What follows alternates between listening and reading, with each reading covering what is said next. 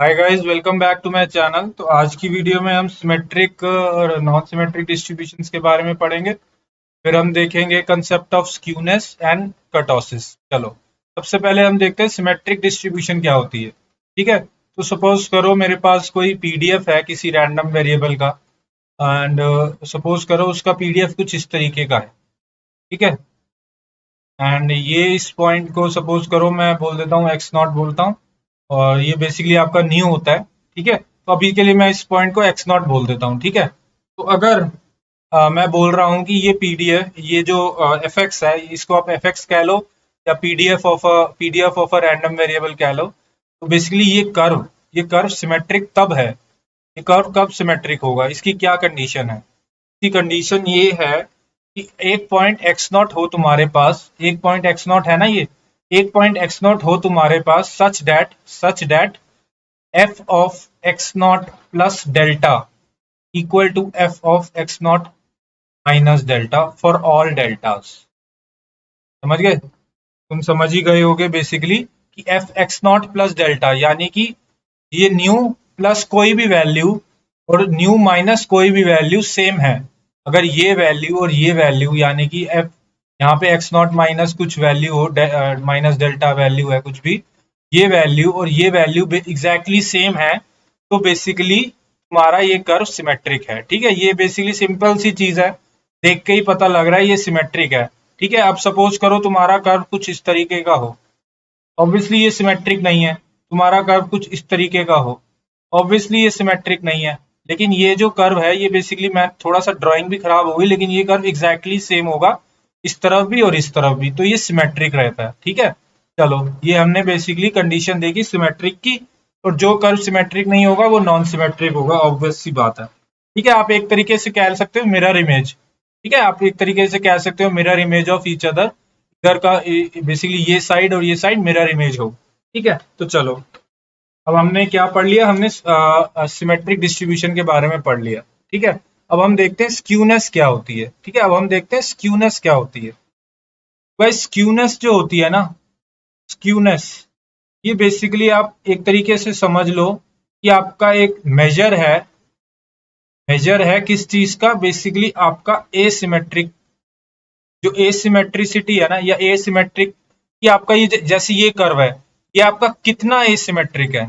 ठीक है, ये जो कर्व था आपका ये सिमेट्रिक था, ये जो कर्व था ये आपका सिमेट्रिक था। लेकिन अगर आपका कोई नॉन सिमेट्रिक कर्व है, जैसे कि ये, तो ये जो कर्व है ये आपके कितने एसिमेट्रिक है, कोई मेजर दो ना, कि ये ज्यादा एसिमेट्रिक है या ये ज्यादा एसिमेट्रिक है। तो बेसिकली वो जो मेजर होती है ना, वो स्क्यूनेस से मेजर होता है। ठीक है, हम स्क्यूनेस यूज करते हैं ताकि हम ये बता पाए कि ये ज्यादा एसिमेट्रिक है या ये ज्यादा एसिमेट्रिक है, कौन सा कर्व ज्यादा एसिमेट्रिक है। ठीक है, तो चलो, ये हमने स्क्यूनेस के बारे में थोड़ा सा आइडिया लिया। ठीक है, अब एक बात बताओ, अब एक दो चीजें होती हैं, एक होती है positive skewed graph, positive skewed, एक होता है नेगेटिव स्क्यूड।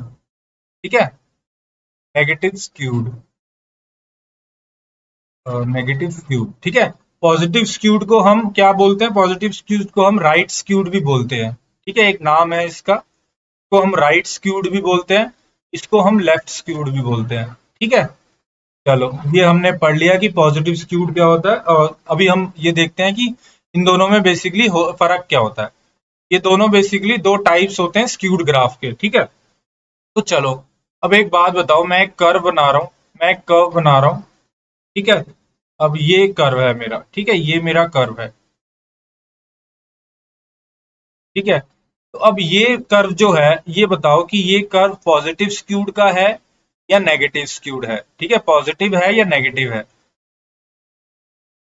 अब ये मैंने ये एक तो यहाँ दिया है, ये कर्व जो है ना, बेसिकली लेफ्ट स्क्यूड है, लेफ्ट स्क्यूड या बेसिकली नेगेटिव स्क्यूड। क्यों ऐसा? क्योंकि इसकी ये जो टेल है ना, इसको हम टेल बोलते हैं। ये जो इतनी बड़ी सी लाइन है ना, इसको हम टेल बोलते हैं। ठीक है, तो इसकी जो टेल है ना, वो लेफ्ट पे है, वो राइट पे नहीं है। यही, एक काम करता हूं मैं ना, ये यहाँ बनाता हूँ, रुको एक सेकेंड, मैं लेफ्ट स्क्यूड वाले के नीचे लेफ्ट स्क्यूड का ग्राफ बनाता हूँ। तो बेसिकली ये जो है ना, ये बेसिकली लेफ्ट पे है टेल, ठीक है। और अगर अब मैं राइट स्क्यूड बनाऊं, मैं यहाँ पे राइट स्क्यूड का ग्राफ बनाऊं, तो राइट स्क्यूड का ग्राफ ऐसे होगा। ये जो टेल है, ये जो टेल है, ये टेल, इसको टेल कह सकते हो, टेल कह सकते हो, टेल्डनेस, ठीक है, टेल्डनेस ऑफ अ ग्राफ। ये बेसिकली एक तरीके से लोग इसको टेल्डनेस ऑफ अ ग्राफ बोलते हैं, ठीक है। तो बेसिकली मेरा क्या कहने का मतलब है कि ये जो टेल राइट पे है ना, अगर मैं यहाँ मैं ऐसे एक लाइन बीच में यहाँ घुसा दूं हाईएस्ट पॉइंट से, तो जो टेल है वो राइट पे है, तो वो राइट स्क्यूड होगा, राइट स्क्यूड होगा या पॉजिटिव स्क्यूड होगा, नेगेटिव स्क्यूड या लेफ्ट साइड, कि वो जो ये टेल है, ये जो टेल है वो लेफ्ट साइड पे है, ठीक है, तो वो लेफ्ट स्क्यूड होगा, ठीक है, लेफ्ट स्क्यूड या नेगेटिव स्क्यूड। चलो, ये तो आपने समझा कि पॉजिटिव स्क्यूड क्या है और नेगेटिव स्क्यूड क्या है। अब एक बात बताओ, अगर मैं कह रहा हूं कि मेरे डेटा में टेल है, इसका मतलब क्या है? इसका मतलब पता है क्या है? कि मेरा डेटा में टेल है, इसका मतलब क्या है? मेरा कोई डेटा है, मैंने उसका पीडीएफ बनाया, ये, ठीक है, ये कौन सा है? ये राइट स्क्यूड है। इसका मतलब क्या है कि मेरा डेटा कैसा है? इसका मतलब पता है क्या है? इसका मतलब ये है कि मेरे डेटा में आउटलायर्स हैं, और वो आउटलायर्स कहाँ पे हैं, ये समझना बहुत जरूरी है। मेरे डेटा में आउटलायर्स हैं और वो आउटलायर यहाँ कहीं हैं, तभी तो ये मेरा टेल इस तरीके से जारी है। ऑब्वियसली सपोज करो ये ग्राफ किसी का हो, सपोज करो ये हाइट का ग्राफ है, ठीक है। आपकी क्लास है, 50 बच्चों की क्लास है, आपने सबकी हाइट ली और ये पीडीएफ बनाया, ठीक है। तो सबकी हाइट अगर देखी जाए तो ये आई अराउंड अबाउट 5'5", ठीक है, सबकी हाइट, मीन आपकी बेसिकली आई 5'5", ठीक है, समझो कि आपकी क्लास की मीन हाइट 5'5" है।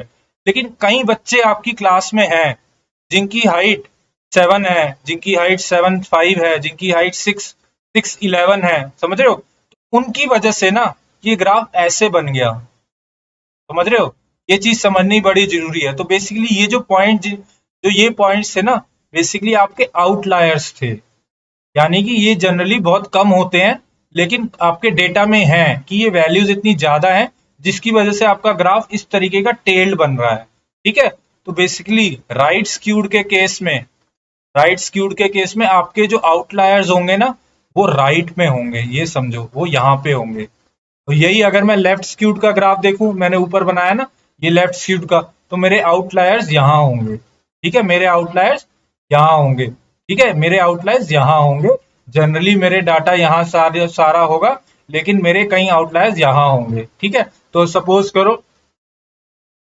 करो हम किसी एग्जाम्पल लें, तो हम एग्जाम्पल ले सकते हैं, किस चीज का एग्जाम्पल ले सकते हैं? हम एग्जाम्पल ले सकते हैं, सपोज करो आपकी कंपनी है, तो आपने कंपनी की अपने जो सारे एम्प्लॉयज हैं उनकी एज का ग्राफ बनाया, ठीक है। तो सपोज करो आपकी कंपनी में एज ऑलमोस्ट सबकी लगभग लगभग 30 है, लेकिन कई बच्चे हैं, कई एम्प्लॉयज हैं जिनकी एज 20 है, 22 है, लेकिन वो बहुत कम है, ठीक है, जिनकी एज 22 है, वो बहुत कम है, ज्यादातर 30 है या 30 से ज्यादा है, ठीक है। तो ये बेसिकली एक तरीके का आपके दो तीन बच्चे हैं, दो तीन इंप्लॉयज हैं जिनकी एज 20-21 है, बाकी सबकी एज 30-35 इस तरीके की है। तो ये एक तरीके का आपका लेफ्ट स्क्यूड हो गया, आपके आउटलायर्स लेफ्ट पे हो गए, ठीक है। तो ये समझना बहुत जरूरी है कि आउटलायर्स कहाँ पे हैं, ठीक है।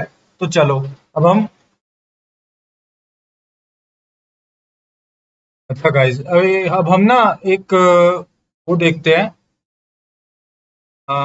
मैंने आपको एक चीज बताई हुई है, तो आपके डाटा में आउटलायर्स होते हैं ना, आउटलायर्स होते हैं, तो आपका मीन इफेक्ट होता है, ठीक है, मीन इफेक्ट हो जाता है। ये मैंने आपको चीज बताई हुई है कि यानी कि अगर आउटलायर्स हैं डाटा में, तो मीन की वैल्यू बेसिकली आउटलायर्स की तरफ कह लो शिफ्ट हो जाती है, या बेसिकली कह लो कि जो आउटलायर्स हैं, अगर सपोज करो आपके पास 10 हाइट्स हैं, ठीक है, ऑलमोस्ट सारी हाइट्स आपकी 5'5" के आसपास है, लेकिन एक हाइट आपकी 7 की है, तो ये जो एक हाइट 7 की है ना, ये बेसिकली आपके जो मीन है इसको इफेक्ट कर देगी।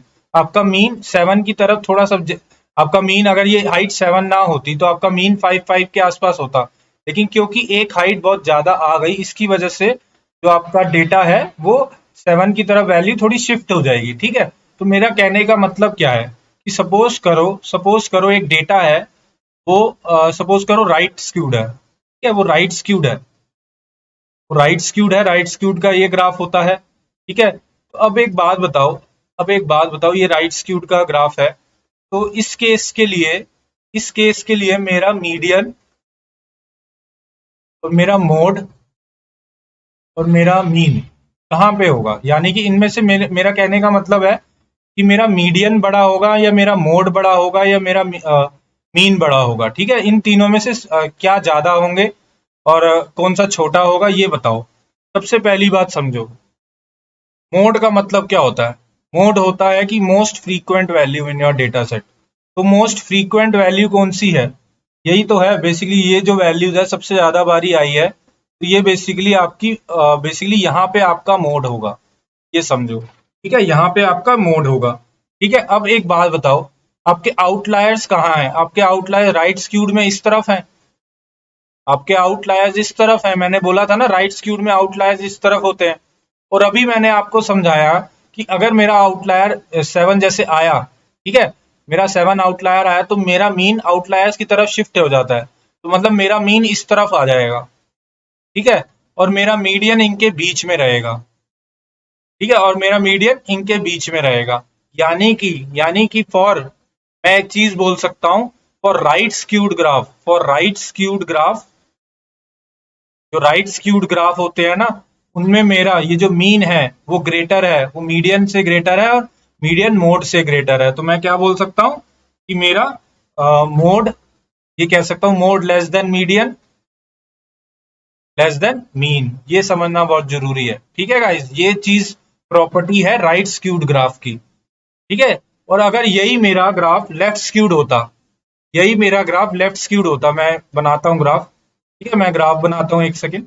तो अगर मेरा ग्राफ लेफ्ट स्क्यूड होता, यानी कि इस तरीके का होता, सॉरी, लेफ्ट स्क्यूड यानी कि इस तरीके का है ग्राफ, ठीक है। अब यहाँ पे मेरे आउटलायर्स हैं, यानी कि पहले मेरा मोड कहाँ होगा, मेरा मोड यहाँ होगा। मोड क्या होता है, most frequent value, most frequent value तो यही है, ठीक है। और मेरा मीडियन, सॉरी, मेरा मीन कहाँ होगा, क्योंकि मेरा आउटलायर्स इस तरफ है, मेरा मीन जो आउटलायर्स की वजह से शिफ्ट हो जाएगा इस तरफ, समझ रहे हो। हमेशा मेरे आउटलायर्स मेरे मीन को इफेक्ट कर जाते हैं, ठीक है। मेरा मीन इस तरफ, मेरा मीडियन यहीं रहेगा सेंट्रल में, ठीक है, मेरा मीडियन सेंट्रल में रहेगा। यानी कि अब देखा जाए तो मेरा मोड ग्रेटर है, मेरा मोड सबसे बड़ा है, फिर मेरा मीडियन, फिर मेरा मीन। यानी कि फॉर लेफ्ट स्क्यूड मैं क्या बोल सकता हूँ कि मेरा मोड ग्रेटर है, मेरा मीडियन ग्रेटर है, उसके बाद मेरा मीन, ठीक है। तो ये बेसिकली लेफ्ट स्क्यूड के लिए है और ये भी राइट स्क्यूड के लिए है। ये कंडीशन आपको पता होनी चाहिए, ठीक है। तो चलो, अब एक तो ये चीज हमने पढ़ ली। एक एक बात बताओ, एक क्वेश्चन आता है, इंटरव्यू में भी पूछा जाता है कि आपकी एक ये ग्राफ है, ठीक है, ये ग्राफ है, ये, और एक ग्राफ है आपका ये, सॉरी, ऐसे ना, मैं नीचे बनाता हूँ, ठीक है। सपोज करो मेरा एक ग्राफ है जो है ये, ठीक है, और एक मेरा ग्राफ है, ये राइट स्क्यूड है, ठीक है, ये भी राइट स्क्यूड है, ये राइट स्क्यूड है, राइट स्क्यूड को मैं आर एस लिख रहा हूँ, ठीक है। और एक मेरा ग्राफ है ये, समझ रहे हो। मेरा कहने का मतलब क्या है कि इसमें जो टेल है ना, ये जो टेल है, इसमें थोड़ी छोटी है, और इसमें ये जो टेल है ये बड़ी है। तो एक क्वेश्चन पूछते हैं कि इनमें से जो स्क्यूनेस की वैल्यू होगी वो किसकी ज्यादा होगी। स्क्यूनेस की वैल्यू, ग्राफ ए, ये अगर ए ग्राफ है और ये ग्राफ बी है, दोनों ही राइट स्क्यूड ग्राफ है, ये देखो दोनों ही राइट स्क्यूड ग्राफ है, तो स्क्यूनेस की वैल्यू इसकी ज्यादा होगी या इसकी ज्यादा होगी। तो गाइज, जो जिसकी टेल ज्यादा है ना, स्क्यूनेस क्या होती है आपकी, मेजर ऑफ एसिमेट्री, एसिमेट्री यानी कि मेजर ऑफ आपकी, बेसिकली आप एक तरीके से समझ लो कि आपकी कितना एसिमेट्रिक है, ठीक है। तो इस तरीके से समझो, जिसकी टेल ज्यादा है ना वो ज्यादा एसिमेट्रिक है, यानी कि इसकी स्क्यूनेस ज्यादा होगी, यानी कि बी की स्क्यूडनेस ग्रेटर है ए की स्क्यूडनेस से, ठीक है। ए की स्क्यूडनेस से इसकी स्क्यूडनेस ग्रेटर है, ठीक है। तो चलो, ये हमने स्क्यूडनेस के बारे में पढ़ लिया। अगर हम इसका विकीपीडिया पे देखें ना, विकीपीडिया पे अगर मैं स्क्यूडनेस का वो बताऊं, स्क्यूडनेस,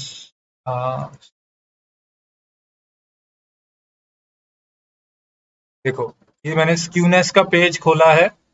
तो अगर आप इसमें फॉर्मूला भी देखना चाहो, ये देखो, ये नेगेटिव स्क्यूड है, ये पॉजिटिव स्क्यूड है, क्योंकि ये राइट पे टेल है। ठीक है, ये चीजें समझनी बड़ी जरूरी है। ठीक है, इसका फॉर्मूला भी होता है एक स्क्यूड का। ये देखो, ये मोड मीडियन, ये अभी मैंने आपसे जो समझाया ना कि मीडियन किस लिए, सिमेट्रिक डिस्ट्रीब्यूशन के लिए मीडियन मोड ऑलमोस्ट सेंटर पे ही होता है। पॉजिटिव के लिए ये होता है, नेगेटिव के लिए ये होता है।